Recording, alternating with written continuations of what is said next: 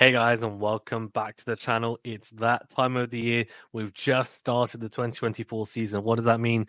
It means that the Grand Slam predictions are going to come, and they're coming right here, right now. It's going to be a short video, so stay tuned for the whole duration of it. And I'm going to go through for the ATP side, who I think my winner is going to be for each and every Grand Slam this year, and also give you guys a dark horse as well. So someone who could potentially cause an upset and win the tournament, or at least make a deep run anyway. And before we do get into that, remember to that like button, do subscribe if you're new, and do leave a rating or review if you're listening on a podcast platform. We appreciate each and every one of you. I hope all of you had a fantastic break, and Happy New Year to every single one of you. And look, we have big plans here at QualityShot Tennis, and I hope you guys will continue to ride with us for the whole year. And yeah, I'm excited. I'm excited for the season that's coming. So let's start off with the Australian Open. And I think this is actually going to be a very open slam. If you'd asked me about a week ago who I think was going to win this slam, I would have said unequivocally Novak Djokovic, Novak Djokovic, Novak Djokovic. But since his loss to Alex de Minaur and the apparent wrist injury that he's battling with, it just doesn't look like he will be at 100%. Now, that's not to say he won't win it, because he has won multiple slams not being at 100%, and as has Rafael Nadal. But Djokovic's record in Melbourne is fantastic. He has won the Australian Open 10 times, which is a record, which is absolutely phenomenal, on top of also holding an incredible record generally in Australia. When Alex de Minaur beat him recently, it was the end of a 43 match winning streak, which started in 2018, where that was the last time he lost in Australia, which was to Hyun Chung, which is just ridiculous. Absolutely ridiculous. I mean, ridiculous. Yeah, ridiculous and ridiculous in the quarterfinals. And that was a tight one as well. 3 very tight sets. And yeah, I mean, so it's definitely opened the door, I think, for other players to, in my opinion, they should be looking at that thinking, look, now's my time. And they should have a bit of confidence going into it and really back themselves for it.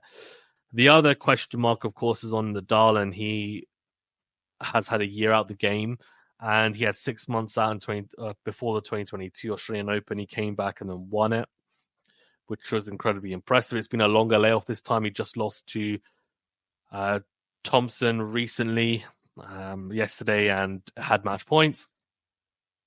Looked pretty good in his first 2 matches, but they weren't against top 20 players. So it's still pretty hard to get a real gauge of how he's looking. But he looked good considering how long he's been out for, and it looks like he's going to be competitive, at least to some degree. Do I think he's going to win the Australian Open? No. Even as a Nadal fan, I don't think that's the case. And he's also now struggling with his hip injury since the end of the match, and it might be nothing, but we're not 100% sure yet. So there's injury doubts over Djokovic and Nadal. So as I said, it opens it up. So it's really who is going to win it. And there's a few contenders. You could talk about, say, Alexander Zverev, who's looking pretty good in the first few matches he's played at the United Cup, and he obviously had a good comeback year last year after a horrific injury, and he's got the type of weapons to succeed at the Australian Open. You could talk about Stefanos Tsitsipas, who's got a really good record there, made multiple semifinals and also the final last year. But I'm actually going to go for, and it might seem like a boring pick, but Carlos Alcaraz. And the reason I've gone for him is I think he's going to manage his calendar a lot better this year. And we actually haven't seen him at the Australian Open in a couple of years, because he was injured last year. And the fact that he is going to be playing it this year, at least as it stands, to me means that he's obviously ready for it. I was impressed with how he adapted to the ATP Tour Finals courts. And, even though he lost to Djokovic convincingly in the end, it was still an indoor tournament. So I think outdoors is still going to favor him. They are very quick courts at the Australian Open, and that's something that I think, isn't necessarily his forte. I don't think it's the best surface for him. But what he's shown at the ATP Tour Finals, playing it for the first time and adapting somewhat, and also by winning Wimbledon, which is a quicker court, stays low, etc. as well, is that he's able to adapt and he's able to play a very high level of tennis no matter the surface, and he's got an all-court game. I think he's going to want to start off the season strong and lay down a marker. And I do think if we do start the Australian Open and Djokovic and Nadal do have some sort of niggles, I think he's going to be the favourite. And you could talk about Yannick Sinner as well. Of course, he started off or finished off 2023 really strong, but my gut tells me that I think Alcaraz might do it. And when we go through the rest of the winners, you might be like, that's quite weird, the people you picked. But I've gone for Alcaraz Australian Open, which he's never won, of course. He won Wimbledon last year, US Open the year before. And it would be extremely interesting if he won the first 3 slams that he won, did not include Roland Garros, because a lot of people would have thought he would have won Roland Garros first, because in a lot of people's eyes, he's actually a better clay court player. I'm not quite sure on that one. My dark horse is Grigor Dimitrov. And the reason I've gone for him is he had a very, in my opinion, impressive 2023. At the slams, it wasn't incredible by any stretch. I mean, the 3rd round of the Australian Open, 4th round at Roland Garros, 4th round of Wimbledon, 3rd round of the US Open. But what puts me in a position of confidence is the level he showed last year against a lot of top opponents, including a win over Alcaraz. And also the fact that in the Australian Open, he's made a semi-final and 1, 2, 3 quarterfinals. His record at the Australian Open is actually the best of any slam. So given his style, given how he's been playing on these fast hard courts at the Australian Open, that's what I'm assuming. We don't know 100% how they're going to play, but that's how they normally play. I think he's going to have a good chance of at least doing something there. So I'm not saying he's necessarily going to win it, but I think he's going to go deep. I wouldn't be surprised if he made a semi-final.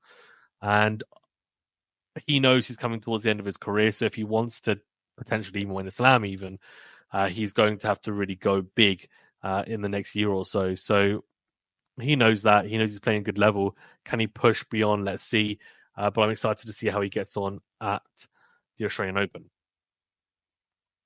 Then on to Roland Garros.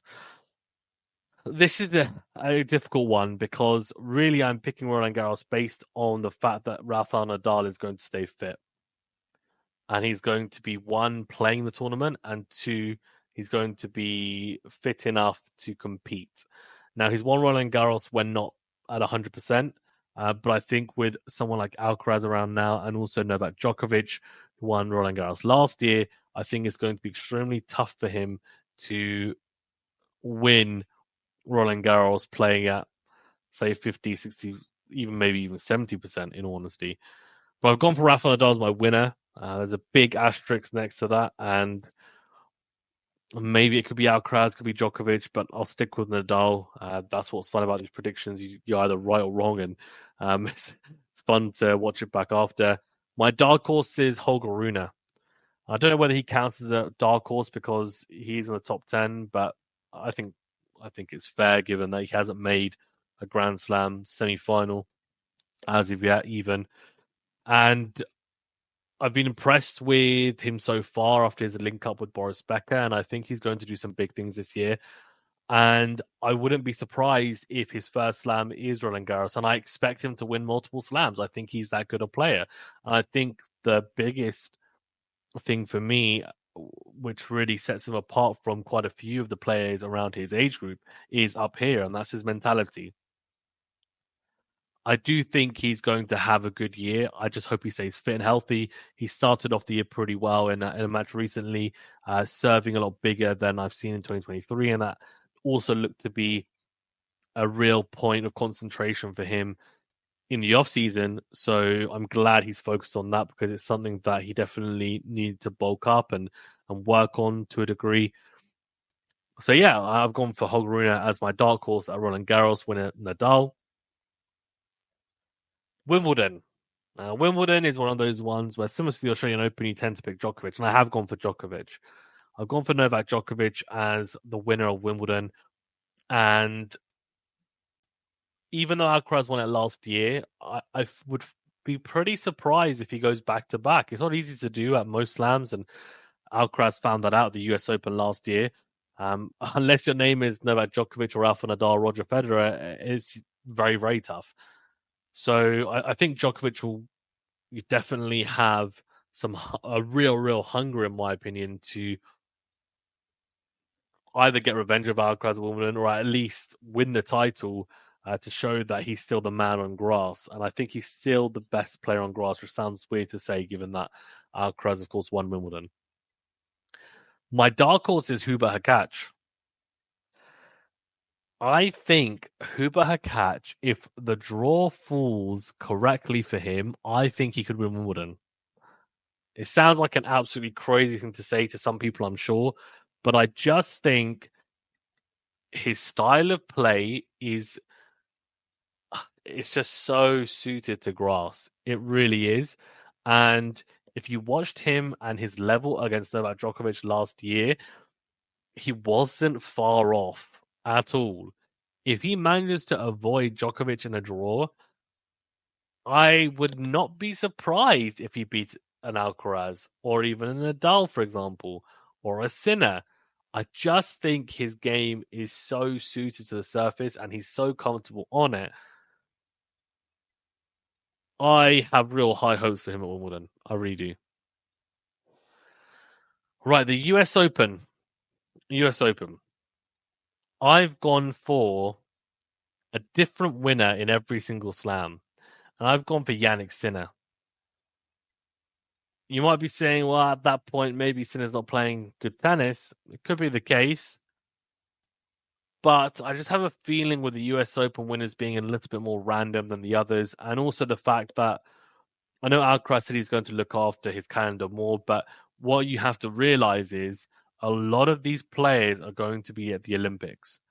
That's Alcaraz will definitely be playing in the Olympics, could go deep. Same with Djokovic. Djokovic is going to be going hard at the Olympics, right? That's the only piece of silverware missing from his trophy cabinet, really, is the Olympic gold. So he'll be going big. Nadal probably will play it if he's fit. He'll probably play doubles as well. And Jannik Sinner might play it, but I just have a feeling that given he's younger, given that I think he just ended the season so well this year that he's going to do something big. And I think it's going to be the US Open. I think he's going to win his first slam. And I really hope he does because the more we can get these younger guys starting to win slams, the more interesting it's going to become, no doubt, on the ATP Tour. He's got a massive game, of course, we know. Huge baseline hitting. Is definitely improving all the time. Like his serve's improved a lot, which is great. He's a natural returner. I like the way that he comes forward at times as well. I don't think he's got a bad net game or transition game. And he's always trying to add things to his toolbox. He's now got a drop shot as well that he's trying to utilize at times and trying to mix up with different angles and paces. So it's good. And I've been impressed with him in that sense. And he clearly has a very competitive rivalry with Alcaraz where he could easily beat him on any given day. And I think actually he leads the head-to-head, if I'm not mistaken now, 4-3. And against Djokovic, he's beaten him twice at the back end of 2023. Shows that now he can beat him, so that's a real positive, given that he'd never beaten him previously. Same with Daniil Medvedev as well. So, I do think he should have a big 2024, and I wouldn't be surprised if he wins a slam. I'm not going to go crazy and start saying he's going to win multiple slams in a year, for example, but I can see him winning a slam. My dark horse is Ben Shelton, and the reason why is after making the semi-finals in 2023, he'll have real belief going into this year's US Open, and with the crowd behind him as well, he feeds off it so well. And I think it's going to be a bit similar to how we've seen Kyrgios maybe in the Australian Open at times, but the difference is that Shelton does train very hard, and that's not to say that Kyrgios doesn't, but I think... Look, I think he would say himself that there's been years where he hasn't really given it 100%. Shelton's still young. He's raw, he's talented, he's exciting, he's entertaining, and he's got a big game. And I don't think he's going to do anything at the Olympics on the clay. It's going to be a relatively tired field, I imagine. I can see him making a big run again. And I do think if he were to win a slam, which I'm not saying he's going to in his career, because for me, it's really up in the air at the moment. If he does or doesn't, I think it'd be the US Open. So that's my dark horse. And actually, what I'll do is I'll give you my predicted winner for the Olympics, maybe a dark horse as well. I think Djokovic will win it. I think he's, in my opinion, Novak Djokovic. Look, I'm completely assuming here. I think Novak Djokovic would rather win the Olympics than win 3 slams in 2024. That's my thinking. Honestly, it just would be that apart from a number of Roland Garros' won, which he's not going to surpass Nadal on, every other record pretty much he's got, right? Or he's at least better than Nadal and Federer on anyway. The Olympic gold is the one thing that Rafa Nadal has over him. Federer's won a gold in doubles. I'm not really going to count that. So Djokovic wins Olympic gold in singles. I mean, he could easily just say, "Thanks, guys. See you later. I've done everything now I've wanted to."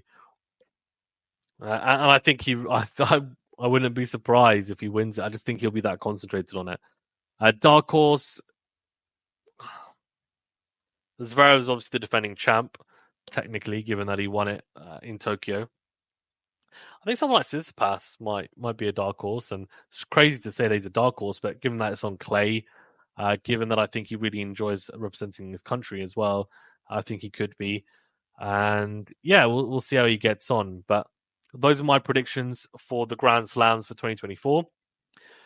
So my Grand Slam predictions are Australian Open, Alcaraz is the winner, dark horse Grigor Dimitrov. Then I've gone Roland Garros, winner of Nadal, asterisk there, obviously, if he stays fit. Dark horse Holger Rune.